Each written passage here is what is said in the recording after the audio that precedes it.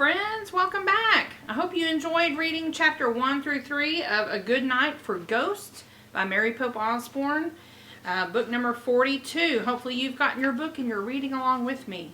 Alright, we're going to pick up today in chapter 4. Chapter 4's title is called Potato Head Blues. Remember, they're in New Orleans and they're looking for Dipper, also known as Louis Armstrong. "What now?" Jack said. "We have to follow him," said Annie. "We can't let him out of our sight." Jack and Annie walked quickly after the mule cart. The hot brick road burned their feet. "Ow, ow, ow," they both whispered. "So let's figure out, what we're going to say to him," said Jack. "Simple," said Annie. "We'll tell him we'd like to work with him. And then, while we're working, we'll start talking to him about music and put him on the right path to becoming the king of jazz." Said Jack. It wasn't much of a plan, but he couldn't think of anything better. Up ahead, Dipper's mule cart stopped near the back of a candy shop. "Hey, Dipper!" yelled Annie. Dipper looked over his shoulder. He smiled. "What's going on?" "Y'all are sticking to me like glue," he said. "Well, actually, we were wondering," started Jack. "If we could work with you," finished Annie. "Work with me?" said Dipper. "I'm just delivering coal." "Yeah, we know. We think it might be fun," said Annie. Dipper laughed. "Y'all are crazy," he said. "No, we're not. We just like to work," said Annie. Yeah, we really do," said Jack. Dipper laughed again. "Okay, I reckon there's enough work to go around today," he said. "There's extra shovels and buckets in the cart." "Cool. Just tell us what to do, Dipper," said Annie. "Fill your buckets with coal and toss each bucket load into the bin," said Dipper. He pointed to a large wooden box at the back of the small candy shop. 12 bucket loads should do it." "Got it," said Annie. Annie carefully set the magic trumpet on the ground near Dipper's cart. Jack left his cloth bag beside it. Dipper handed each of them a heavy shovel and a tin bucket from the back of the cart. Then all three of them started shoveling coal. Dipper whistled and worked quickly, but Jack and Annie had a hard time handling their heavy shovels. Whenever the shovels tipped to the side, all the coal fell off. Finally, they both just grabbed pieces of coal with their hands and tossed them into their buckets. The afternoon sun beat down on Jack's back as he worked. Here's a picture.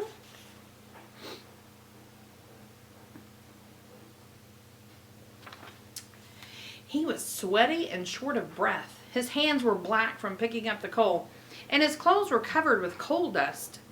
This is a terrible job, he thought. He wondered how Dipper could be so cheerful. "So, Dipper," said Annie, "do you like music?" Dipper's answer was drowned out as he dumped a load of coal into the bin. "What'd you say?" Jack called to Dipper. Dipper answered again, but Jack didn't hear him because a buggy rumbled by. This is a bad time for a serious discussion, Jack thought. He could hardly think in the burning sun. As Dipper shoveled more coal, he started singing a song that seemed to give words to how Jack felt. "I've got all those coal cart blues. I'm really all confused. I'm about to lose my very mind." But Dipper didn't seem confused at all, or about to lose his mind. He had a warm, raspy voice, and his song had a lively beat. "Dipper, Dipper, Dipper," some kids called. Dipper stopped singing. 3 boys were running toward the coal cart. They were the singing trio Jack and Annie had seen on Jackson Square. "I know you're working," said one of the kids, "but quit early today, Dipper. We just got a gig to sing in the parade." "Sorry, can't do it, Little Mac," said Dipper. Little Mac wasn't exactly little, Jack noticed. He looked like he weighed over 200 pounds. "Come on, Dipper," said another boy. "Gotta work, Happy," said Dipper. "Aw, Dipper," said Happy. He didn't look happy at all.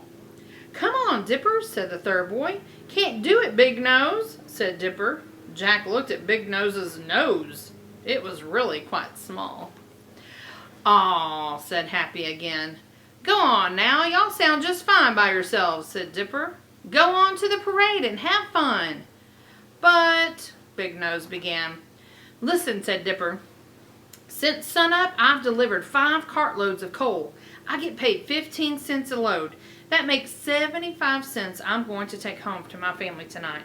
How much did you fellas make on the square today? How much you going to make in the parade? The 3 boys were silent. I've got a steady job now, said Dipper. You don't need me. Go on to the parade and have a good time. The 3 boys stared at Dipper for a long moment. Come on, fellas, Little Mac said finally. Let him be. Ever since he got back from the waif's home, he's turned into a mama's boy. Jack wondered what the waif's home was. Dipper watched the 3 boys walk off. Then he looked at Jack and Annie. Little Mac, Happy, and Big Nose, Sydney are old buddies of mine, he explained with a sigh. We used to have a quartet. We sang everywhere together. Dipper, can't you just take a little time off and go with your buddies to sing in the parade? Asked Annie. Nope, said Dipper. That's just the way it has to be. Dipper went back to shoveling coal. Jack wanted to ask him about the waif's home, but Dipper didn't look like he wanted to talk. He didn't sing anymore as he filled up his coal bucket. If Dipper doesn't perform, he'll never grow up to be the king of jazz, Jack thought. He'll never give his gifts to the world. Finally, Annie broke the silence. Dipper, do you have to support your family all by yourself? You're pretty young for that, aren't you? I'm not young. I'm 14, said Dipper. Mama Lucy, Man, and baby Clarence are all depending on me. Is that your family? Asked Jack. Yep, and I love them a lot, said Dipper. I understand, said Annie. Me too, said Jack. But what about giving your gifts to the world? Dipper laughed. I can't afford gifts for Lady the Mule. How am I going to afford gifts for the world? What about your musical gifts? Asked Jack. Okay, good idea. I'll sing a song to Lady on her birthday, he said. Let's go now. Dipper tossed his shovel into the bucket. Then he reached into his pocket and took out some change. Tomorrow I'll be getting paid 15 cents for this load, he said. In case I don't see you again, here's your share. 5 cents for you and 5 for you. No, keep it, said Annie. You should keep it all for your family, Dipper. What? That's not right, said Dipper. It is right, said Jack. Then what did y'all do that work for? Asked Dipper. We didn't do that much, Jack said. Not nearly as much as you did. It was a lot harder job than I thought it would be. Then why did y'all keep working? Asked Dipper. It was fun hanging out with you, said Annie. Dipper laughed. Well, you two sure are a couple of potato heads, he said. What's that mean? Asked Annie. It means you don't have any more brains than a pair of potatoes, said Dipper. Jack and Annie just laughed. Sure you won't take any money? Said Dipper. Absolutely, said Annie. Well, thanks a million for your help, said Dipper. He climbed back into the driver's seat of the cart. Hey, want me and Lady to give y'all a ride back to the coal yard? Yes, said Jack and Annie together. Good, climb on, said Dipper. Thanks, man, said Jack. Annie grabbed their trumpet. Jack grabbed his bag, and they sat on the cart bench next to Dipper. Jack was still hot and sweaty. He was tired and his arms were sore, but for some reason he felt great. Let's go, Lady, said Dipper. Lady the Mule began pulling the creaky cart along the Mississippi River, and Dipper began singing again. I've got these coal cart blues, and I'm really all confused. Chapter 5, Go Long, Mule. The sky had grown cloudy, and a warm breeze was blowing. Dipper stopped the cart and listened. Hear that? He said. Parade's coming this way. Jack heard band music in the distance. Is that parade for All Saints' Day? Asked Annie. Maybe, or maybe for a million other things, said Dipper. Folks in this city will find any excuse for a parade. Soon the parade came into view. Here's a picture of the parade. See that?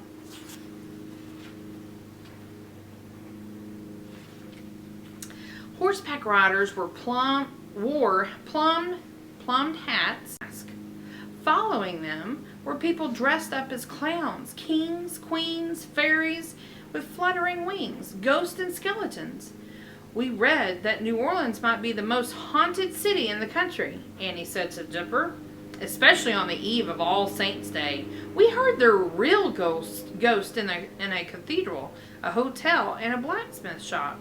Yeah, and plenty more places too, said Dipper, but I'm not afraid of ghosts. I'm not afraid of anything.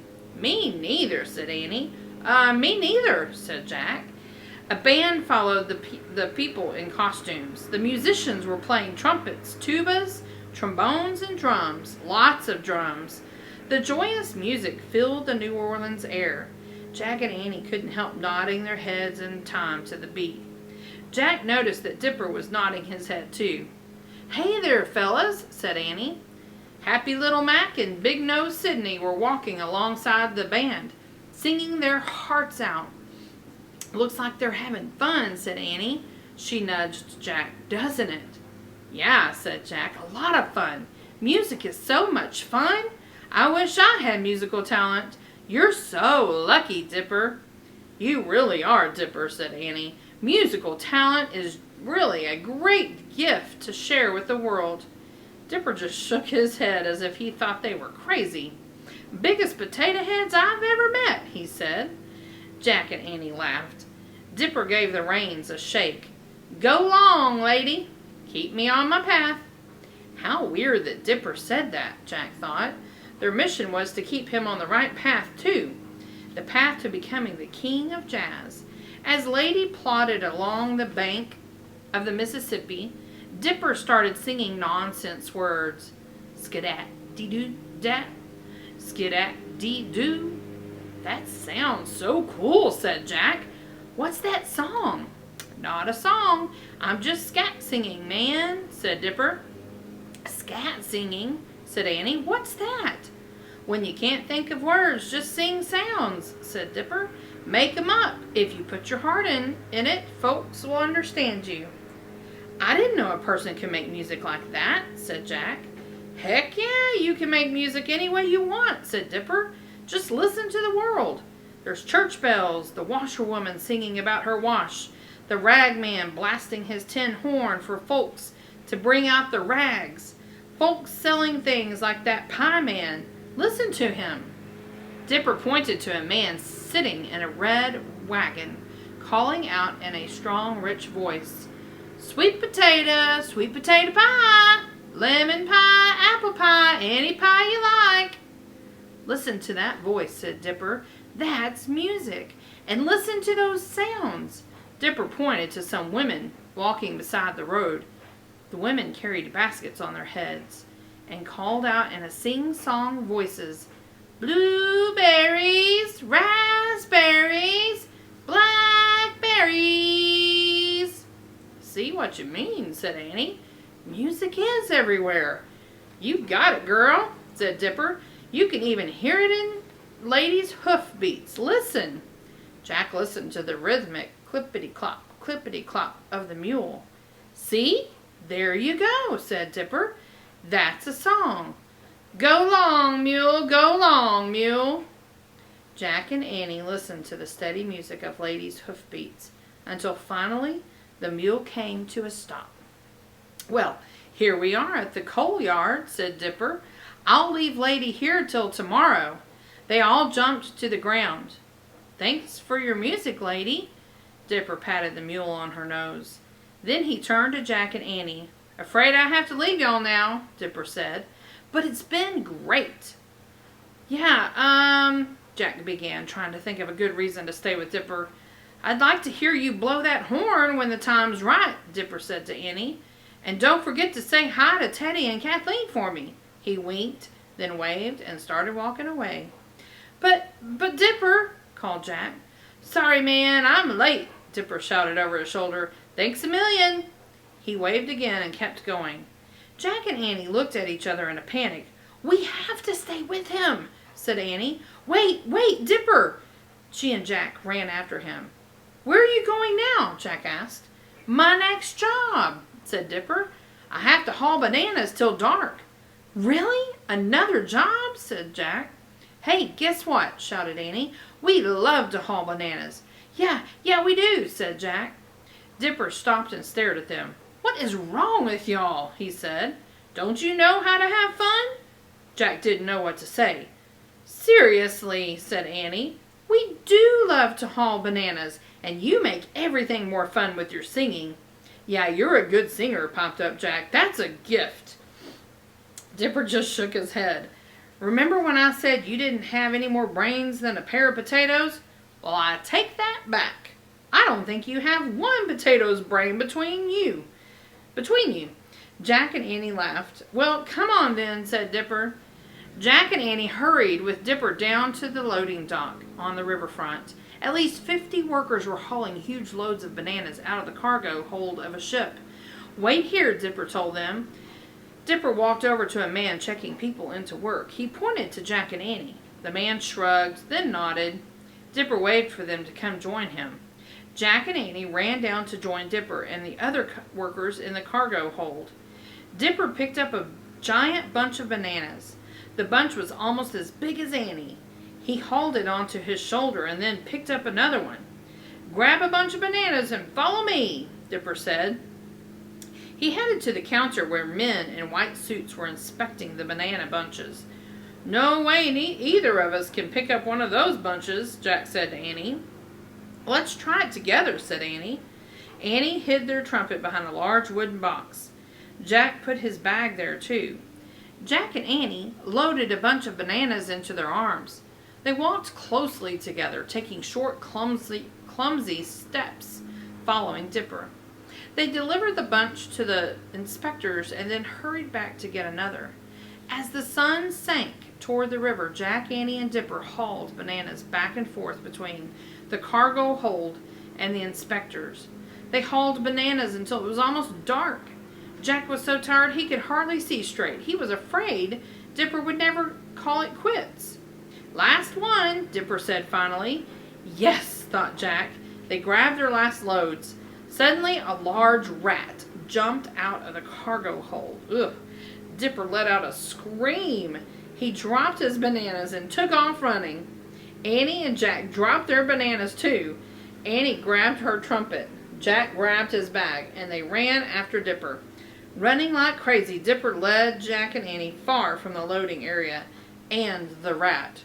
When he finally stopped, Jack bumped into Dipper, and Annie bumped into Jack. They all started laughing. Dipper laughed the hardest. He collapsed on the curb of Decatur Street and laughed so hard his whole body shook. Jack and Annie sat down next to him, laughing until they cried. Finally, they all managed to calm down. I know. I said I wasn't afraid of anything, Dipper said breathlessly. But I lied. I'm afraid of one thing. Rats. Rats give me the heebie-jeebies. Yes, Annie said, catching her breath. I know how you feel. Spiders give me the heebie-jeebies. Yes, Jack said, panting. Yeah, actually, ghosts give them to me. That's cool, man, said Dipper. Between the three of us, we got all the scaredy stuff covered. That made them all start laughing again. As the twilight deepened, they sat on the curb, catching their breath. They laughed now and then, out of relief and friendship. Then Dipper stood up. Before we part ways, I better get our pay from the boss. Hold on. Jack and Annie kept sitting on the curb as Dipper ran back down to the dock. Part ways? We can't part ways yet, said Jack. I know, said Annie. We haven't even begun to accomplish our mission. Umbrella, buy an umbrella, a man shouted as he walked by. Here's the three of them sitting there on the curb laughing together. He carried a load of umbrellas on his back. Storm a-comin', big storm coming for the eve of All Saints. Oh no, now a storm's coming, said Jack. He was confused about what they should do next. A moment later, Dipper returned. 30 cents, he said. We each get 10. No, Dipper, said Annie. Please use it to take care of your family. Yeah, do that, said Jack. We insist, said Annie. Dipper smiled. Oh, you do you? Why, what's this game y'all are playing? It's no game, said Jack. We're just a couple of potato heads, said Annie. Get used to it. Well then, you two potato heads, let me give you something else, said Dipper. Come along with me. Great, said Jack. They weren't parting ways yet. He and Annie jumped up from the curb and bounded off with Dipper. All right, chapter 6, Find Me at the Greasy Spoon is the title of this chapter. Find Me at the Greasy Spoon. Let's see how many chapters this one has. 11. Usually these have 10. This one has 11. All right, here we go. Chapter 6. Street lamps were coming on as Jack and Annie and Dipper walked away from the Jackson Square. When they came to Bourbon Street, vendors walked the sidewalks, calling out, ice cream, lemon pie, ham biscuits. Sounds good, said Annie. There seems to be a lot of good food in New Orleans. Best in the world, said Dipper. People were sitting outside dance halls and restaurants, laughing and talking, eating and drinking. Outside and inside, musicians were blaring away on their instruments. Hey, there's Dipper. Sing something for us, Dipper, the ice cream lady yelled. Dipper waved and kept going. Hey, girl, can you play that trumpet? A man called to Annie. Not till the time's right, Annie shouted. When's that? The man said. She'll know when she feels it, Dipper shouted. At the end of the block, under a street lamp, a trio was singing in harmony. It was Little Mac, Happy, and Big Nose Sidney. Look, Dipper, it's your friends again, said Annie. I see 'em, said Dipper, but he ignored the three boys and crossed the street. Dipper led Jack and Annie down a narrow alley to the back of a shabby, run-down building. Good cooking. Y'all wait for me outside this greasy spoon, he said, and he slipped through the back door. What's a greasy spoon? Asked Annie. Smells like it must be a restaurant, said Jack. Annie put down the trumpet. Jack put down his bag. They sat on the back steps of the greasy spoon. While they waited in the muggy twilight for Dipper, Jack wiped his forehead. He was starving and ached all over. Soon Dipper pushed open the back door with his foot. He was carrying a big bowl and a tall glass. I got us some gumbo stew and some lemonade to share, he said. Talk about good. Oh, man, thanks, breathed Jack. Dipper sat between Jack and Annie on the steps. He pulled spoons out of his pocket for each of them. Dig in, y'all, he said. Together, the three of them tackled the gumbo stew. They all ate their fill of spicy chicken, ham, tomatoes, okra, onions, and rice. When the bowl was empty, they shared the tall glass of lemonade. Then they sat back on the steps and heaved big sighs. Jack felt stuffed and happy. Mighty fine, breathed Dipper. Mighty fine, echoed Jack. Mighty fine, said Annie. Nothing tastes as good as gumbo after a hard day's work, said Dipper. He stood up. Well, I have to leave y'all now. Thanks a million for your help today. And don't forget to thank Teddy and Kathleen for sending y'all to find me. Before Jack and Annie could stop him, Dipper climbed down the steps and vanished into the dark. Dipper? Called Jack. There was no answer. He's gone again, said Annie. And we totally failed in our mission for Merlin, said Jack. We didn't help Dipper get on the right path to give his gifts to the world. I know, we have to find him. Come on, said Annie. She hopped up and headed after Dipper. Wait, the trumpet, said Jack. He grabbed the magic trumpet in his bag and followed her. When Jack left the steps, it was too dark for him to see where Annie had gone. Thunder rumbled in the distance. The air felt heavy and thick as if the storm were about to break at any moment. Annie! Jack called. Here! Annie called back from the front of the restaurant. Jack joined her. Together they peeked through a window that looked into a large kitchen. Dipper was alone, washing a mountain of dishes. Why is he doing that? Whispered Jack. Hey, Dipper, said Annie. Dipper turned and smiled. You caught me, he said. He looked embarrassed. Why are you washing dishes? Asked Annie. Dipper shrugged. Gotta pay for our dinner somehow, he said. We'll help you, said Annie. We love washing dishes, said Jack. Dipper laughed. Then come on in, potato heads, he said. I could use some help. Jack and Annie slipped through a side door into the hot, steamy kitchen. Jack put down his bag and the trumpet. He and Annie picked up dirty plates from the counter. They began scraping leftovers into a garbage pail. They scraped fish heads, oyster shells, crab legs, shrimp tails, chicken bones, grease, and gravy off dozens of plates. The work was messy and smelly, but Jack and Annie worked hard to keep up with Dipper. Every time he took a plate for them, he smiled and said, "Thank you." He never frowned or complained or even seemed tired. Dipper, said Annie while they were working, "Your life seems really hard. How do you stay so cheerful?" "Well, why not? It's more fun to be cheerful than sad," he said. "Don't you ever feel like getting mad or complaining about stuff?" said Jack. "Sure I do. I'm human," said Dipper. "I feel all kinds of things. All day long I feel things. You could say I have a rich life. I might not get to have everything, but I get to feel everything." He laughed. "I'm the same way," said Annie. I thought so," said Dipper. "That's why I sure would like to hear you play that trumpet sometime."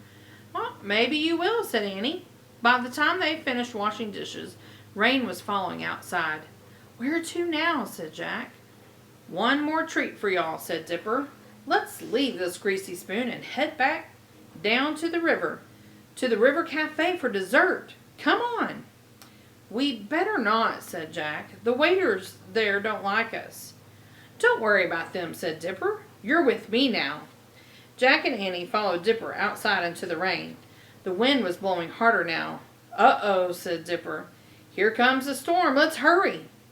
Thunder cracked and rain began to pour down.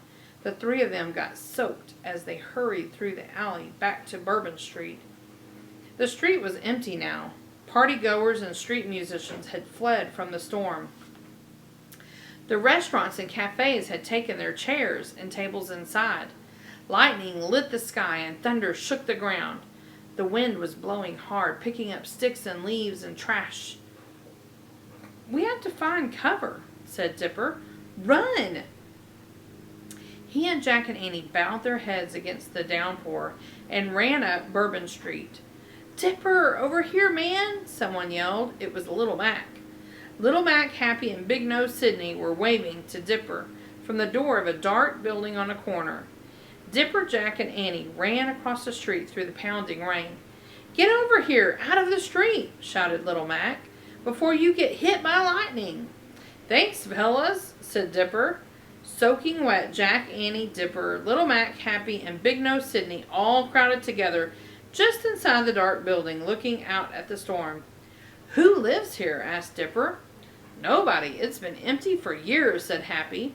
"Used to be about a blacksmith shop," said Little Mac. Lafitte's blacksmith shop," said Jack. He immediately stepped out of the shop and stood under the eaves. "Yeah? What's wrong with that?" asked Little Mac. Here they are. In the shop. "We read this place is haunted," said Annie. "Y'all believe in ghosts?" asked Little Mac. "No, not really," said Jack. "But I thought you said that they gave you the started Dipper. No, I was kidding," Jack said quickly. He didn't want Dipper's friends to know he was afraid of ghosts. Lightning split the sky again. Another crash of thunder shattered the night. The wind blew so hard that shingles blew off the roof across the street and crashed to the sidewalk. "Whoa, come inside, man. We got to get close to the door," Dipper said to Jack. "Hold on," said Little Mac. "We have to go." "We do?" asked Happy. Little Mac whispered something to Happy and Big Nose Sydney. "Oh, yeah, he's right," said Happy. "We have to leave. We'll see y'all later." "Y'all are scared to stay here, aren't you?" said Dipper. "No, man. We forgot we have an important gig to play," said Big Nose Sydney. "Oh, suddenly. Y'all have Y'all have got an important gig, I see, said Dipper. Yeah, we'll have to try to make it through the storm. See y'all, come on, folks, said Little Mac. The three boys hurried out of the blacksmith shop and turned to the corner. They left because they're scaredy cats, said Dipper, chuckling. Yeah, said Jack, scaredy cats. Thunder cracked the sky again, the loudest crack so far. It seemed to shake the whole block. Roof shingles flew through the air. Come back inside, said Dipper. It's dangerous out there. Jack took a deep breath and stepped back into Lafitte's blacksmith shop. And there we go. That is the end of chapter 6. I think we're going to stop right there. Alright, so next time we'll begin with chapter 7. It's called Skid Dat Dee Dat. That is the title of chapter 7. So thank you for joining me again today. And come back and we will begin at chapter 7. Hope y'all are having a great summer and we'll talk to you soon. Bye.